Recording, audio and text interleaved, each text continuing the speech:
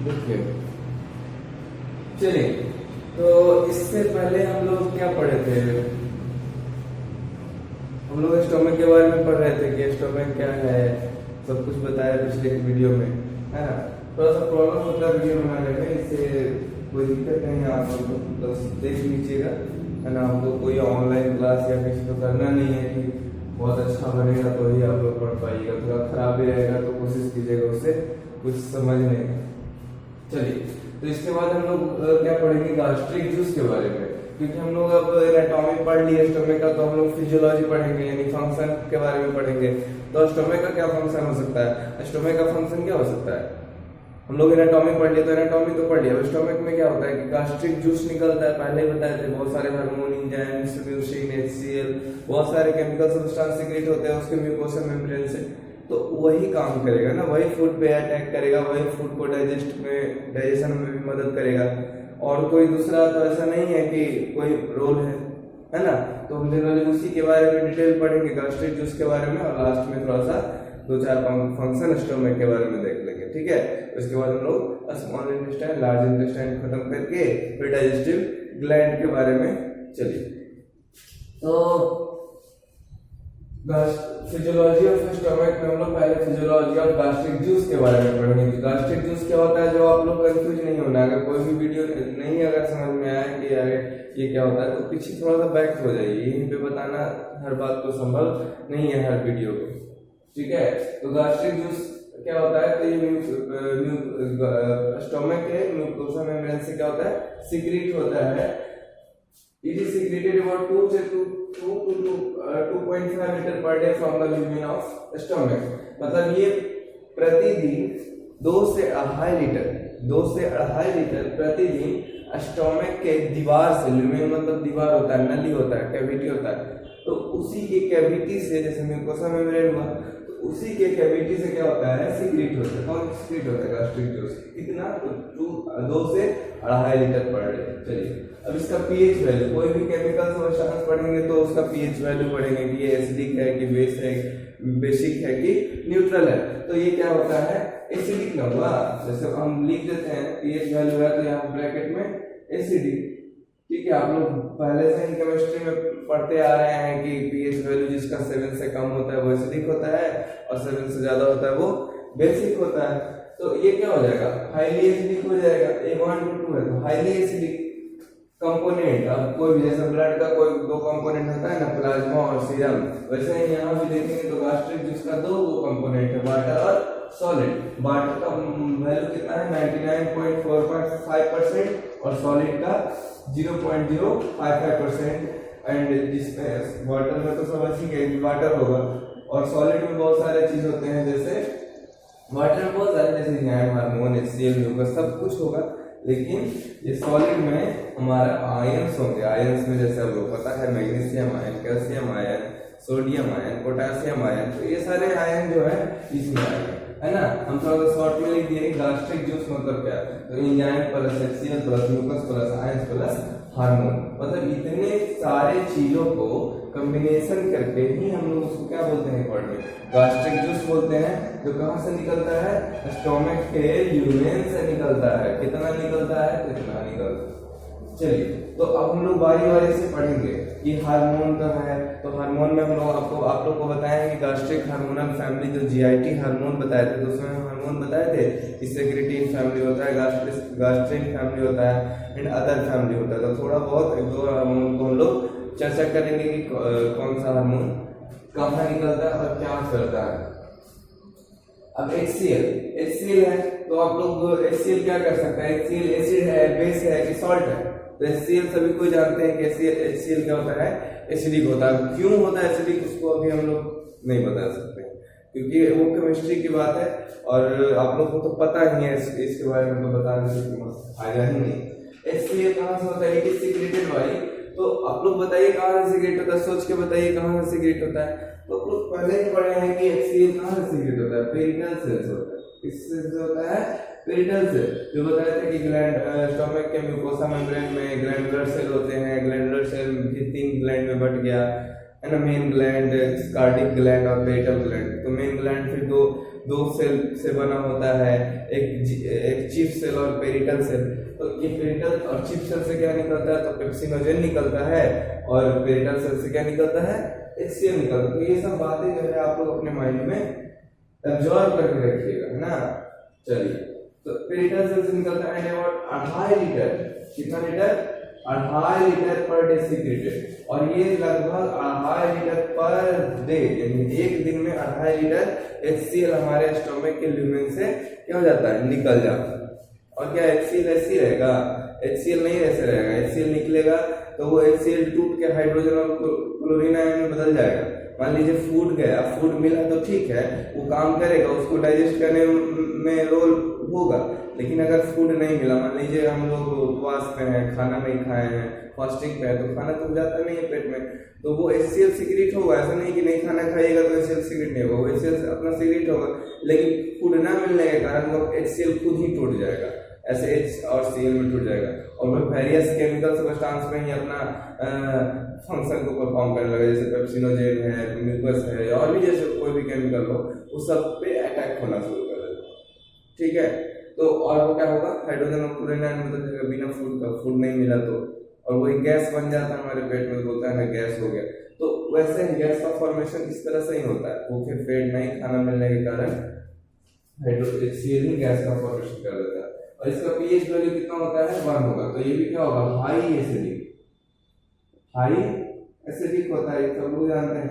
इसका काम क्या है, तो ये क्या करता है, प्रोटीन को पचाने में मदद करता है, प्रोटीन को डाइजेस्ट इनडायरेक्ट रूप से, ये नहीं कि डायरेक्ट HCl जो है प्रोटीन को डाइजेस्ट करता है, नहीं, पेप्सिनोजेन एक हार्मोन है जो HCl को पेप्सिन में बदल देता है। तो ये इनडायरेक्ट रूप से कहीं ना कहीं रोल किया प्रोटीन को डाइजेस्ट करने में।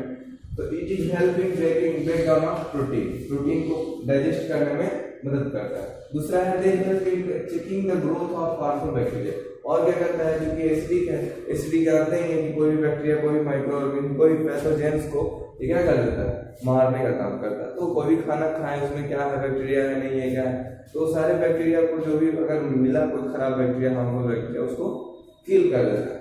चलिए, ये हो गया आपका HCl का फंक्शन। और दूसरा है पेप्सिनोजेन। तो पेप्सिनोजेन क्या है, it is the inactive form of pepsin. कोई पूछे व्हाट इज पेप्सिनोजेन, तो pepsinogen is enzyme, is a proteolytic enzyme. Proteo मतलब प्रोटीन, लाइटिक मतलब तोड़ना, मतलब प्रोटीन को डाइजेस्ट करने वाला एंजाइम को प्रोटियोलाइटिक एंजाइम बोलते हैं, जिसमें एक पेप्सिनोजेन है जो इनएक्टिव फॉर्म ऑफ पेप्सिन है ना, इनएक्टिव। हमारे शरीर में पेप्सिनोजेन ही निकलता है जो कि प्रोटीन को डाइजेस्ट आगे चल के करता है, लेकिन वो पेप्सिनोजेन इनएक्टिव है, उसको एक्टिव किया जाता है। एक्टिव कैसे किया जाता है, तो उस पर जैसे ही HCl पड़ता है तो वो किसमें बदल जाता है, पेप्सिन में बदल जाता है, और फिर ये पेप्सिन जो है प्रोटीन पर पड़ता है, प्रोटीन पर अटैक करता है, तो ये प्रोटीन किसमें बदल जाता है, एमिनो एसिड्स में। आप लोग पहले से ही पढ़ते आए हैं 12th से 11th से कि group of amino acid that is called protein. बहुत सारे एमिनो एसिड मिलकर के प्रोटीन बनाता है। अब एमिनो एसिड कैसे बनता है तो भी हम यहाँ पे बताना संभव नहीं है सब चीज। आप लोग नहीं है तो 11th में कोई भी कॉपी खोल के देख सकते हैं या नेट पे देख सकते हैं कि एमिनो एसिड कैसे बनता है। फिर ये एमिनो एसिड किसमें बदल जाएगा, और वेरियस केमिकल रिएक्शंस होंगे तो ये किसमें बदल जाएगा, ATP के रूप में बदल जाएगा।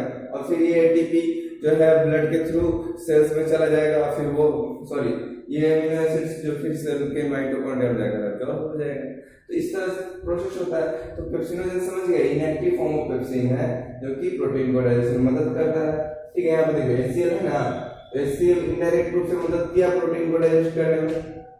ठीक है, चलिए तो नेक्स्ट वीडियो में हम थोड़ा सा बताएंगे आपको म्यूकस के बारे में हल्का सा, और थोड़ा सा 1-2 हार्मोन के बारे में बता देंगे ना। यहाँ तक कंफ्यूजन नहीं होना चाहिए। आप एनाटॉमी फिजियोलॉजी पढ़ रहे हैं, मेडिकल का पढ़ रहे हैं, आप एक मेडिकल प्रोफेशन से जुड़कर ये सब चीज पढ़ रहे हैं, तो आपको इतना जानना जरूरी है। बच्चा जैसा नहीं जानना है कि स्टोमक है तो स्टोमक का फंक्शन बताइए सर, चलिए निकलिए आगे, है ना, ये सब बताने की नहीं, आपको जरूरी है। ठीक है, आप ग्रेजुएशन करते अगर साइंस से तो थोड़ा और डिटेल पढ़ना भी मिलता है ना। तो ये सब भी बात एकदम जरूरी है कि दिमाग में रखना ही पड़ेगा।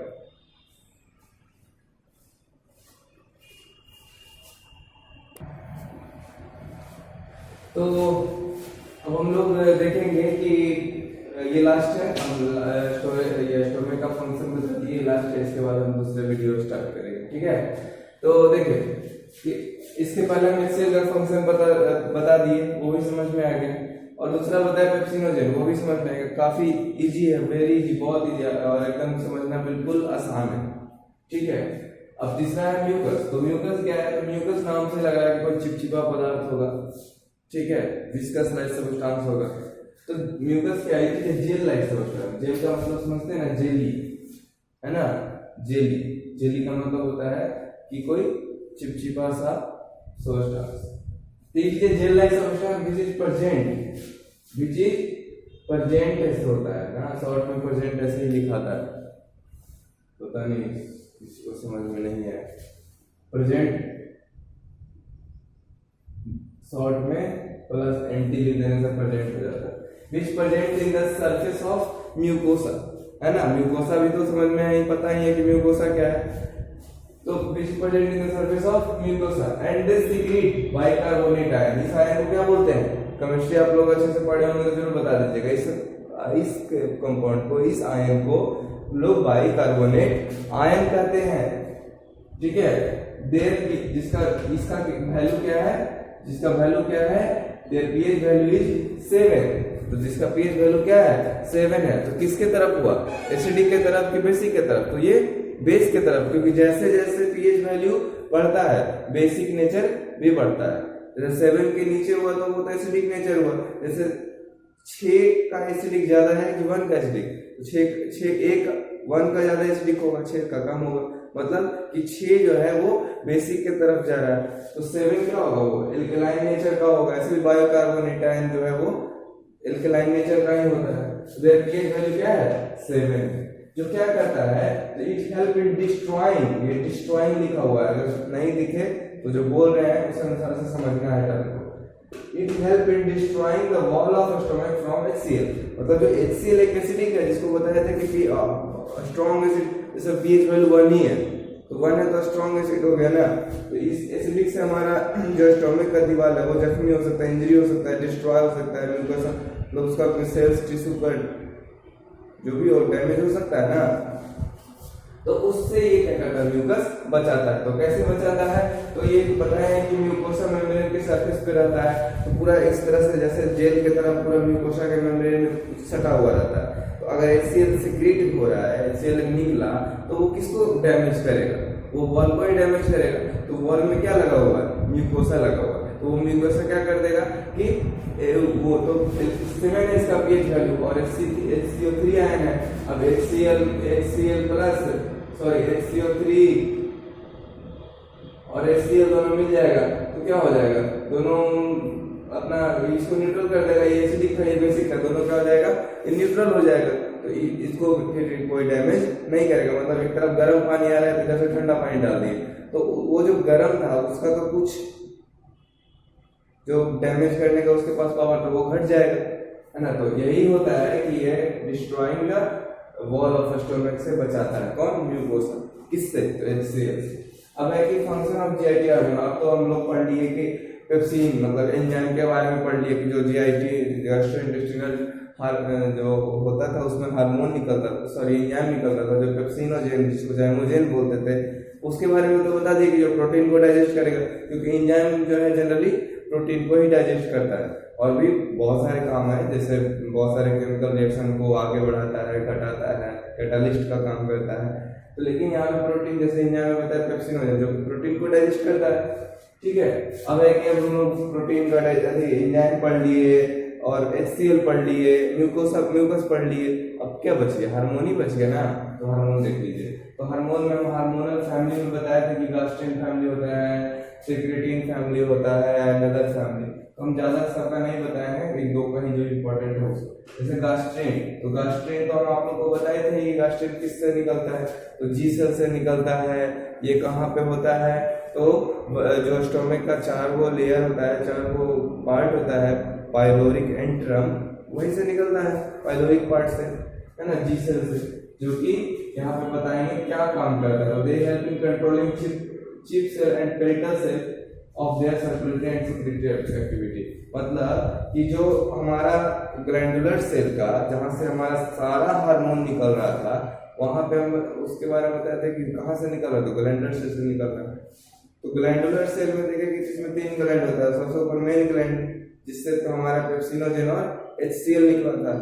तो पेप्सिनोजेन और HCl जिस सेल से निकल रहा था, चिप सेल से क्या निकलता है, पेप्सिनोजेन निकलता है, पेंटल सेल से HCl निकलता है। तो उसी सेल्स के सर्कुलेटरी और सेक्रेटरी एक्टिविटी को कौन करता है, कंट्रोल, ये गैस्ट्रीन हार्मोन से करता है।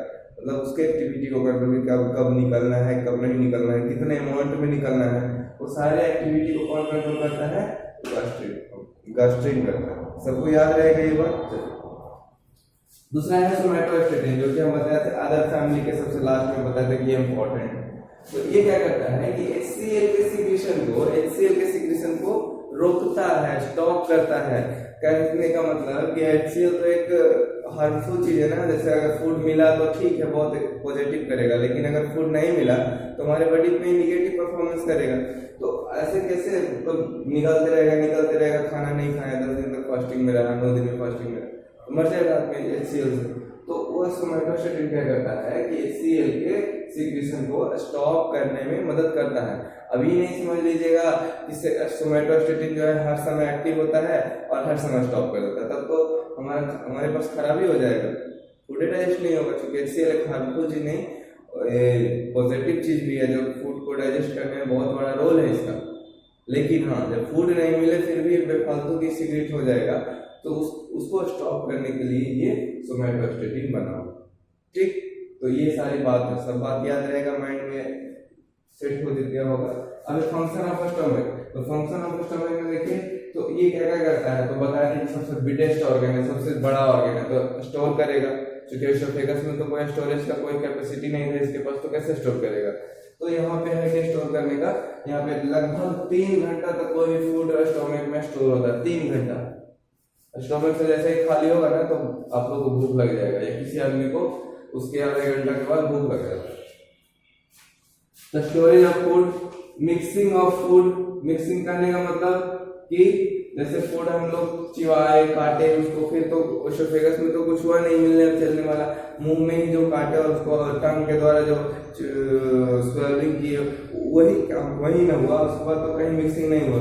लेकिन पेट में 3 घंटा रहा तो क्या होता रहता है, पेट की मसल्स जो है इस तरह से कॉन्ट्रैक्ट रिलैक्स होते रहता है, और उससे क्या होता है कि फूड मिक्स करता है। फूड मिक्स करने से उसमें सभी पार्ट्स में मतलब फूड के हर एक सभी फूड्स के मटेरियल, सब फूड मटेरियल में वो जो केमिकल हमारा गैस्ट्रिक हार्मोन निकल रहा है, एंजाइम निकल रहा है, जो भी केमिकल सब्सटेंस निकल रहा है, वो मिक्सिंग करने से सारे फूड के पार्ट के पास चला जाता है और सभी फूड का डाइजेशन होता है। मान लीजिए अगर कोई फूड के पास नहीं होगा तो उसमें तो डाइजेशन होगा नहीं, तो जब फूड का डाइजेशन नहीं होगा तो कैसा लगेगा, मतलब पेट खराब लगेगा, पेट वोमिटिंग जैसा मन लगेगा, मतलब गंदा स्मेलिंग आएगा, एयर निकलेगा। तो ये सब जो है हमारा कंप्लीट डाइजेशन यदि फूड में नहीं होगा, हर एक मटेरियल के पास केमिकल सब्सटेंस नहीं पहुंचेगा, तो वो ऐसा फूड का डाइजेशन नहीं हो पाएगा। चलिए, तो ये है स्टोरेज, मिक्सिंग ऑफ फूड। फिर तीसरा है slow releasing food in the duodenum, ये काफी इंपॉर्टेंट है।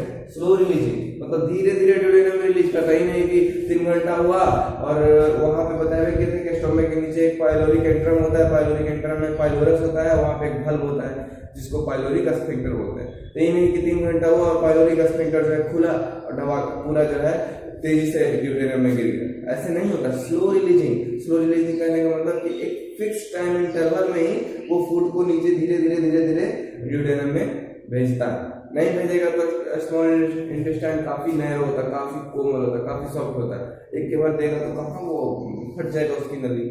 तो slow releasing food in the duodenum, ये काफी इंपॉर्टेंट फंक्शन है स्टोमक। अगर तो चौथा है in stomach only about 10% protein digestion जाएगा। हमारे स्टोमक में फूड का डाइजेशन में सिर्फ जैसे न्यूट्रिएंट्स 3 तरह का होता है, पता ही है, कार्बोहाइड्रेट, प्रोटीन एंड फैट्स। तो ये सिर्फ प्रोटीन को ही डाइजेस्ट करता है। क्या कर पाता है, प्रोटीन कुछ ही पूरा नहीं, 10% प्रोटीन को ही डाइजेस्ट कर पाता है। किसकी सहायता से, तो पेप्सिनोजेन की सहायता से। ठीक, लेकिन कार्बोहाइड्रेट और फैट को डाइजेस्ट नहीं करता है। क्यों नहीं करता है, क्योंकि कार्बोहाइड्रेट का डाइजेशन करने के लिए एमाइलेज होनी चाहिए।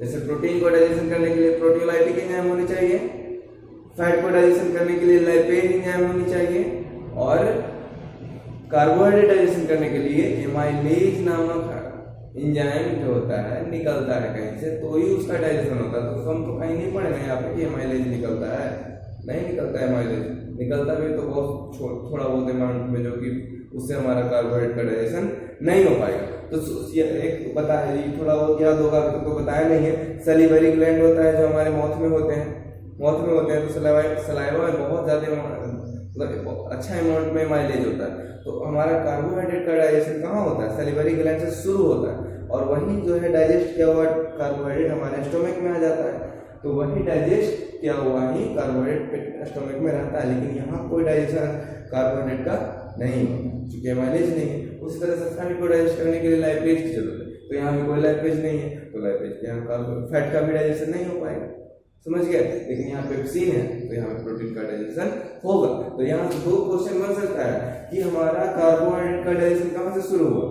सैलिवरी ग्लैंड से शुरू हुआ। सबसे पहले कार्बोहाइड्रेट का डाइजेशन स्टार्ट हो गया मुंह में ही, माउथ में ही, सैलिवरी ग्लैंड से। दूसरे नंबर में प्रोटीन का डाइजेशन कहाँ से स्टार्ट हुआ? तो स्टोमक से स्टार्ट हुआ। सारा का एंडिंग कहाँ होगा? स्मॉल इंटेस्टाइन में होगा, है ना। चलिए, पांचवा है स्टोमक को पंप है वेरी लिटिल एब्जॉर्प्टिव फंक्शन, मतलब वेरी लिटिल एब्जॉर्प्टिव फंक्शन, मतलब कि स्टोमक में कोई एब्जॉर्प्शन नहीं होता है, बहुत कम होता है। ऐसे तो एब्जॉर्प्शन तो हमारे सेल का ही फंक्शन है, क्योंकि एपिथेलियल टिश्यू का सारा बना हुआ है, तो एपिथेलियल टिश्यू तो मदद ही करता है एब्जॉर्प्शन में, तो थोड़ा बहुत एब्जॉर्प्शन होगा ही, लेकिन उतना नहीं कि भाई जितना एब्जॉर्प्शन के लिए हमारा पर डे हमारा एब्जॉर्प्शन जो होता है हमारे शरीर में खाते हैं, एब्जॉर्प्टिव होता है, एब्जॉर्प्शन होता है फूड का, वो एब्जॉर्प्शन हमारे स्टोमक में नहीं होता है, यानी कि वेरी लिटिल एब्जॉर्प्टिव फंक्शन, बहुत ही कम होता है। मतलब क्वेश्चन ऐसा रहे कि क्या स्टोमक में एब्जॉर्प्टिव फंक्शन नहीं होता है? तो नहीं, कंप्लीट नहीं होता है, थोड़ा बहुत होता है, ठीक। तो ये सब है, यहाँ तक किसी को कोई दिक्कत तो नहीं हुआ होगा। अब हम लोग नेक्स्ट क्लास में पढ़ेंगे स्मॉल इंटेस्टाइन और लार्ज इंटेस्टाइन, और फिर हम लोग एक क्लास लेंगे डाइजेस्टिव ग्लैंड।